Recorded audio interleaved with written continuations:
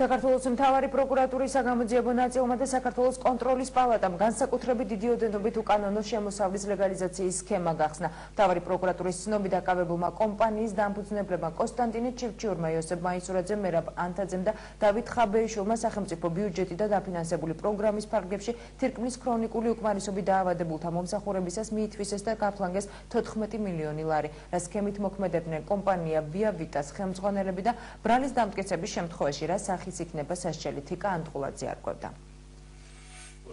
თირკმლის ქრონიკული უკმარისობით დაავადებულთა მომსახურების კომპანია ვიავიტაში პაციენტები დღესაც ჩვეულებრივად მივიდნენ დიალიზის მისაღებად. მათთვისაც ისევე როგორც მედპერსონალისთვის ვიავიტას ხელმძღვანელების დაკავების ფაქტი მოულოდნელი აღმოჩნდა. პროკურატურის მიერ გავრცელებული ინფორმაციით ამ სამკურნალო ცენტრის დირექცია იმიტომ დააკავეს, რომ ისინი გერმანული კომპანია ფრენსნას მედიკალ ქეასგან შემოტანილ დიალიზის ფასს ხელოვნურად ზრდიდნენ და სახელმწიფო ბიუჯეტი 14 მილიონი ლარით აზარალეს. ვიავიტას კლინიკის ექიმები კი ამბობენ, რომ დიალიზის ფასი მათთანაც იგივეა, რაც საავადმყოფოებში. ყველგან ერთი ფასი, არსად არ არის სხვადასხვანაირი. ერთი ანუ რამდენი? 121 ლარი ღირს ყველგან დიალიზი.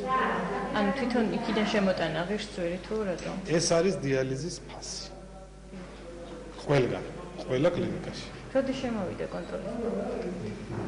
არ ვიცი, ახლა მე ექიმი ვარ, ასეთი და ისინი ზუსტად არ ვიცი. ფასი ერთია. რატო იყო მოულოდნელი თქვენი ხელმძღვანელობის დაკავება? ძალიან. დღეს გავიგებთ შემთხვევით თქვენი კოლეგების.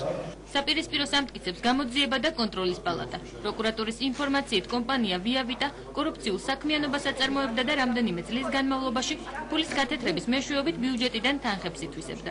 ამ სქემის გაშიფრვა პროკურატურამ კონტროლის პალატასთან ერთად ჩატარებული ერთობლივი გამოძიების საფუძველზე შეძლო.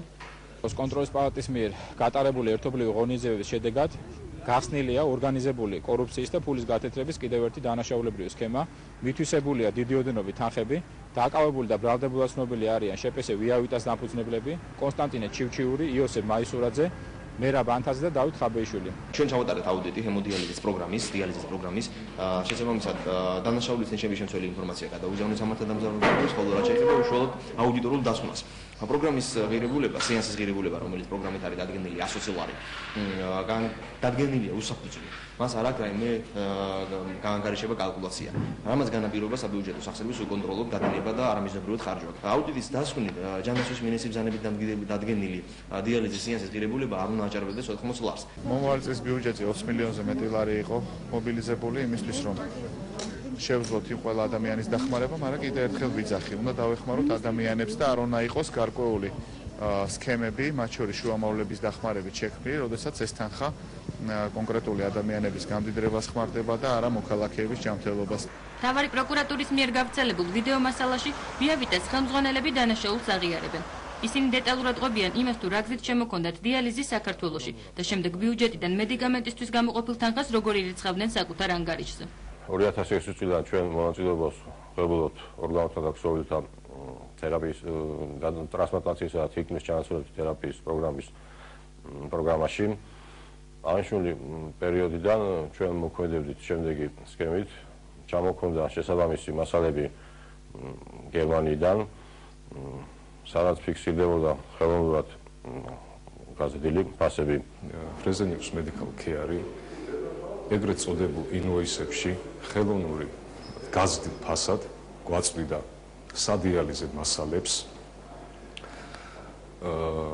რომელშიც გათვალისწინებული იყო ეგრეთ წოდებული ატკატი 10-დან 20%-მდე, რომელიც ხვდებოდა გენერალური დირექტორის ანგარიშზე. ბრალის დამტკიცების შემთხვევაში დაკავებულებს 9-დან 11 წლამდე ვადით თავისუფლების აღკვეთა ემუქრებათ.